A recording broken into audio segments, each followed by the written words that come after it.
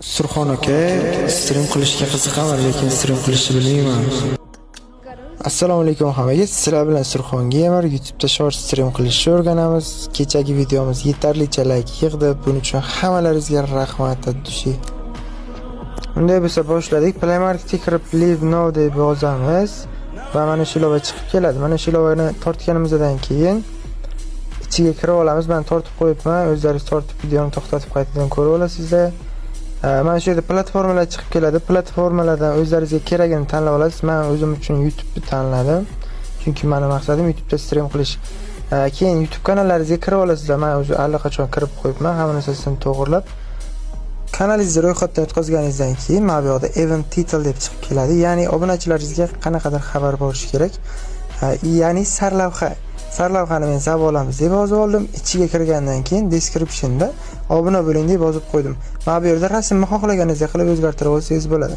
Men o'zimning logotipimni, Surxon Gamer logotipini qo'yib qo'ydim. Mana bu yerda for kids turadi. For kids bu bolalar uchun qo'yishni maslahat bermayman. Mana bu yerda Studio degan yozuv turadi. Bu Studio rejalashtirilgan stream uchun. Keyin mana bu yerda publicni qo'yishni maslahat beraman. Bu ommaviy deganini anglatadi. Bundan keyin ozgina vaqtda registratsiya qilinadi. Registratsiya qilingandan keyin ujri streamga bir qadam qoldi. Bundan keyin stream kamera chiqadi. Stream kamera ya'ni kamerangiz yoki web kamera shunga o'xshagan narsalar. Undan keyin screen broadcast ya'ni PUBG Mobile yoki shunga o'xshagan loba o'yiningizni stream qilib bera olasiz mana shunda. Mana bu yerda landscape ili portret turibdi. Bizga hozir landscape kerak. Kattaroq ekran degani full ekran. Keyingisi mana bu yerda video quality deb yozib qo'yibdi. O'shanda o'zingiz xohlagan darajadagi tiniqlikni to'g'rilasangiz bo'ladi. Telefoningiz ko'tarsa kuchlirog'ini qo'ying. Undan keyingisi FPS 60 gacha ko'rsatib qo'yibdi. 60 ni maslahat beraman. Telefoningiz ko'tarsa bemalol qo'yib oling. Device ovozi tepasida mikrofonning ovozi turibdi. Mikrofonning ovozini yoqish uchun mikro off o'shani on qilib qo'yasiz.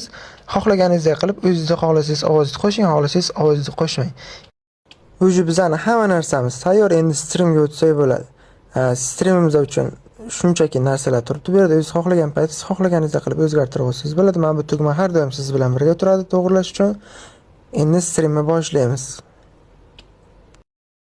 Natijamiz shunday. Telefoningiz ko'tarilishiga qarab, telefoningiz qotishi yoki tiniqligi to'g'rilanib ketaveradi. Agar yaxshiroq telefonda bo'lsa, juda chiroyli kачествоda chiqarib beradi. Video foydali bo'lgan bo'lsa, like, obuna tugunlarini bosib qo'yinglar. Keyingi videolarda ko'rishguncha bu videoni esa hali ham stream qilishni bilmaydigan o'rtoqlaringizga jo'natib qo'yinglar. Hammalaringizga rahmat.